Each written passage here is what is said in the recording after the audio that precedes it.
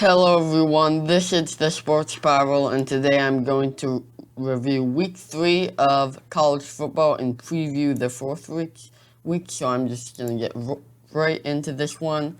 The Friday game we had was Louisville pulling up the upset against UCF 42-35, and Louisville got that one done. Gabriel for UCF, he was 22 of 29 for 184, 3 touchdowns, and 1 interception.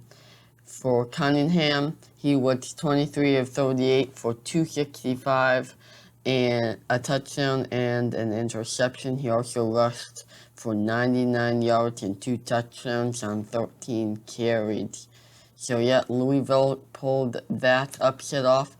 And then let's move to Saturday, where we had Oklahoma winning a close one against Nebraska 23-16.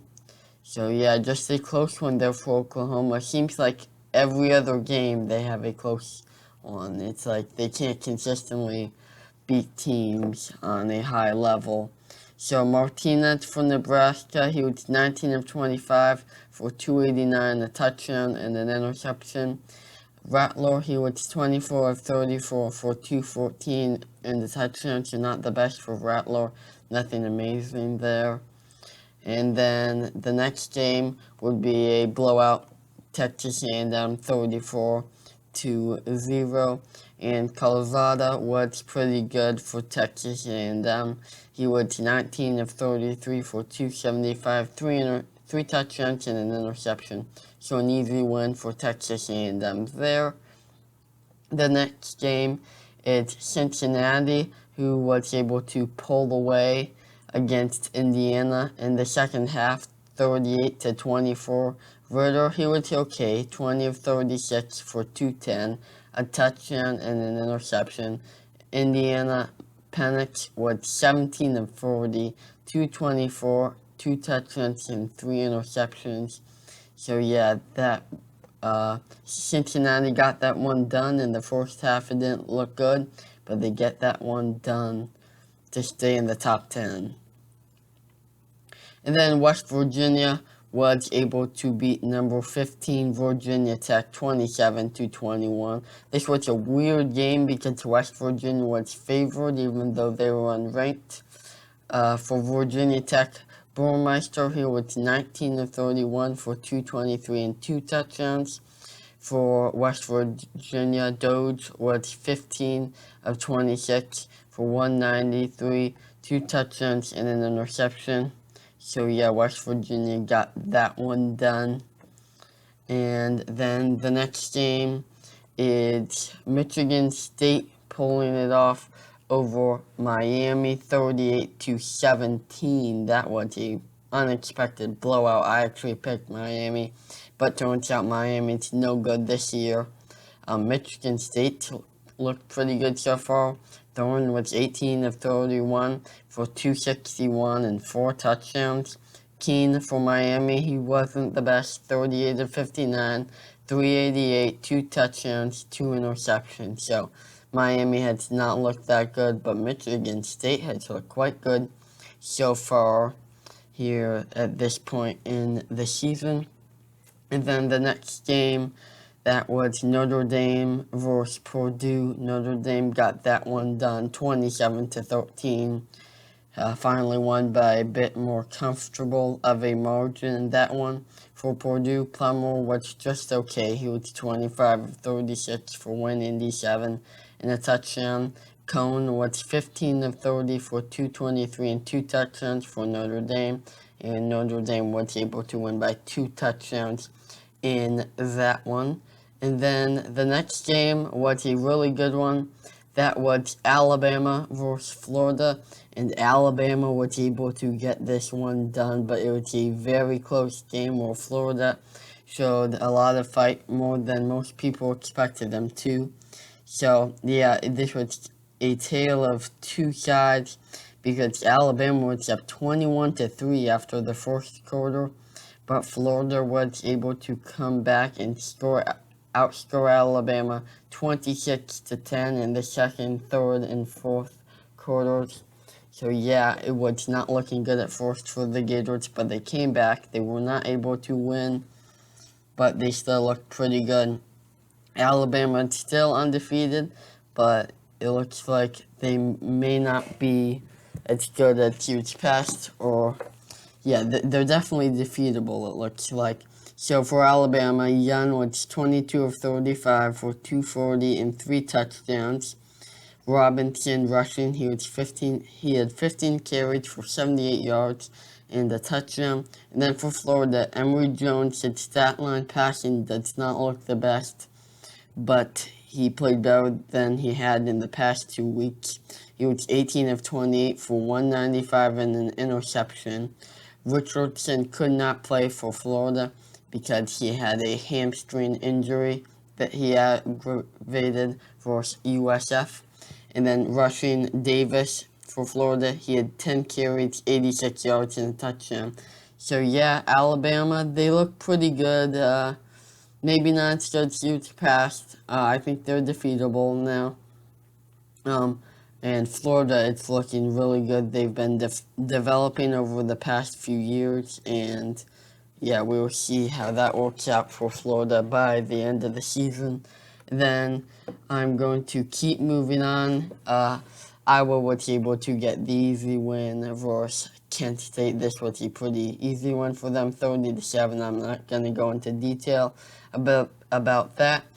Ohio State, they were able to beat Tulsa 41-20. That's still allowing too many points, I think, for them. I believe Stroud got injured in that game. He was 15 of 25 for 185, a touchdown and an interception. For Tulsa, Bryn, he was 31 of 54 for 428. That's not good for Ohio State, allowing 428 passing yards, 2 touchdowns, and 2 interceptions. So, yeah, Ohio State's defense has to get together, and with Stroud injured, I believe he is,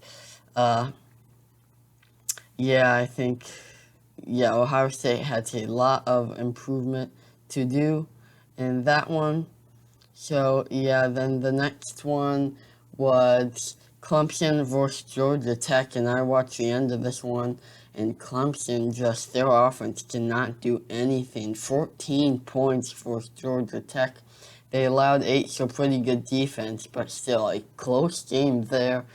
Clemson, I don't know. I think they'll get it together soon, maybe even the next game, but they have not looked good so far. And then Georgia was able to win big for South Carolina. I'm not going to go into any details about that one. Then the other games, we had Oregon blowing out Stony Brook 48-7. That was a pretty easy game for them.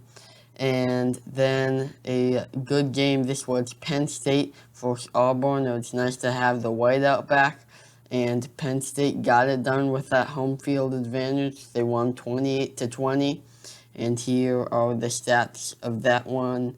For Penn State, Clifford was 28 of 32 for 282 touchdowns and an interception, so he was pretty good through the air. And Bonex, he was 21 of 37 for 185, so nothing much there.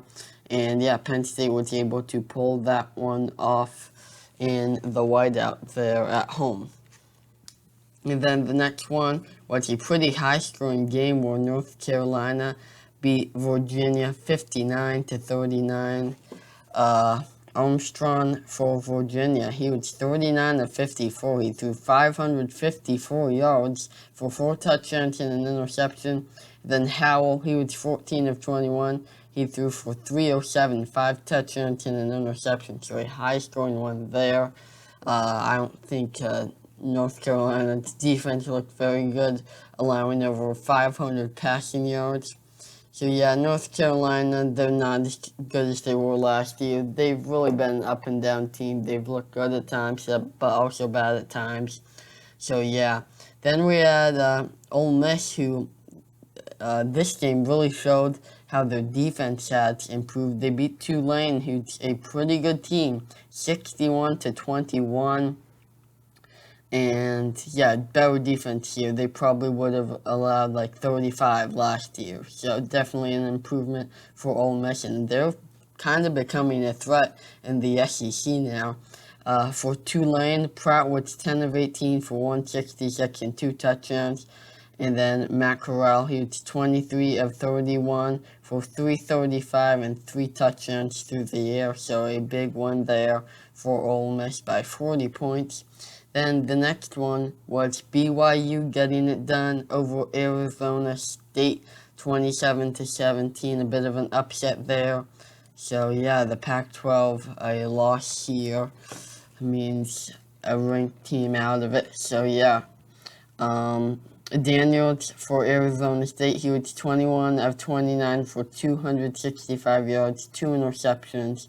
For BYU, Hall was 15 of 27 for 214, 2 touchdowns and 2 interceptions. For BYU, it's looking pretty good so far.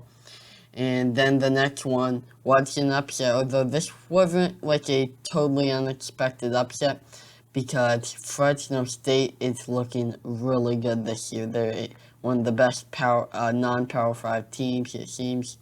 And they won that one 40-37. They almost beat Oregon earlier. So yeah, they beat UCLA and knock off one of the better, probably the second best team in the Pac-12 here. And as usually it goes, the Pac-12 loses these games early and makes themselves go out of it. And I think Oregon might lose soon here. Just because that's what the Pac-12 does. Although UCLA's not completely out of it now. They could win out or something and give themselves a chance, but we'll see how it goes. For Fresno State, Haener was 39 of 53 for 455, 2 touchdowns and an interception. For UCLA, Thompson was 14 of 24 for 278 and 3 touchdowns, but Fresno State got that one done. They were looking like a pretty good team.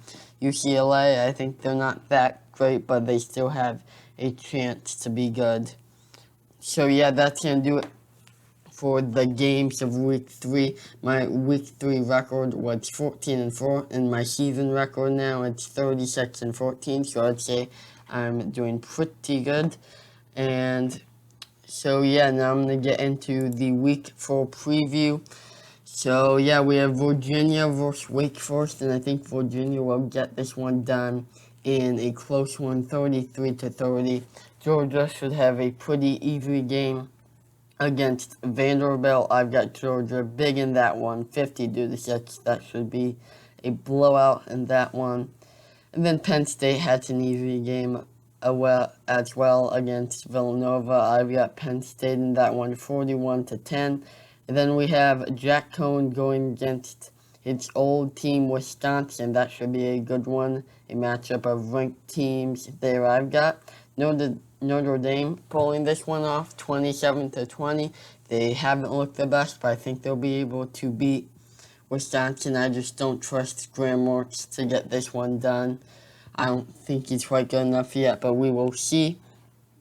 I think LSU will win a close one against Mississippi State. They haven't looked the best with that season opener, but we will see if they're any good this year. I don't think they are, but I think LSU gets that one done against Mississippi State. And then Missouri, I think they will be able to beat the ACC team, Boston College, in a close one, 31-28. And then Iowa, they should be able to win big against Colorado State, 37-6. Texas A&M against Arkansas in a ranked matchup of the SEC. I think Texas A&M gets this one done in a close one, 30-23. We'll see how Colorado does in this one for Texas A&M. And then Clemson, their offense does not look good. I'm kind of just betting that they're going to get a little better. I think they'll be able to put up some more points against NC State. I don't know. I'm just thinking they're going to get better at some point because I don't think they're going to be this bad the whole season. So I've got Clemson, that one, 34-13, although it's probably going to be less points. I'm just accounting for, well, it would look like if Clemson scored more points, which I think they will do pretty soon here. And then Iowa State, I think they'll be able to win against Baylor. Not going to be a blowout, but I think Iowa State will get it done 34-24 in that one. And then UCLA, after the loss to Fresno State, Stanford knocked off USC, but I think UCLA will hold on in this one, 38-27. And then we have Michigan State, which has been looking good. Nebraska gave Oklahoma some problems, but I think Michigan State will be able to win pretty comfortably here, 33-20. And then K-State, they were ranked 25th. I think they will lose to Oklahoma State 27-23 in that one. And then we have Florida after the close game with Alabama. Might be a little bit of a letdown game, but it is a rivalry game against Tennessee. This might have been more of a blowout if it was not a rivalry game, but because this is a rivalry game versus Tennessee for Florida, I think this is going to be a pretty close game, 34-20, something in that range for that one. And then some more games. We have Kentucky going against South Carolina, 30-13. It's my pick. I don't think it'll actually be that wide of a margin, but yeah, South Carolina, it's a rebuilding team. They haven't looked too good in the past 5 years or whatever, but they're really not looking good this year, so I think this might be a blowout. Then Alabama, I don't think this would be any kind of a letdown game going against USM. I think they'll win this one pretty big, 56-7. And then Oklahoma going against West Virginia. Oklahoma's been up and down this season. They really haven't looked the best, but I just think they'll be able to pull off a bigger win versus West Virginia here. It's almost like in every other week. Yeah, so in the second week they were going against a very small team in West Carolina, but they won 76-0, which looked impressive. So yeah, I've got Oklahoma in this one, 44-24. Maybe they get some kind of every other week thing going as far as playing their best. And then Ohio State, I think they will be able to win this one pretty big. They won't allow as many points against a poor Akron team. So yeah, I've got Ohio State in this one, 48-7. And then North Carolina, they're going against Georgia Tech, which gave Clemson some problems, but I think they'll be able to get this one done 37-14. And then BYU is going against USF. This should be a pretty easy game for them. I've got this one 38-14. And then Oregon is going against Arizona. Arizona does not look like they are a very good team this year. So I've got Oregon in a blowout here, 42-14. So yeah, those are my picks and the review of week 3. That's going to do it for this video. Please make sure to subscribe. This is the Sports Spiral. Bye.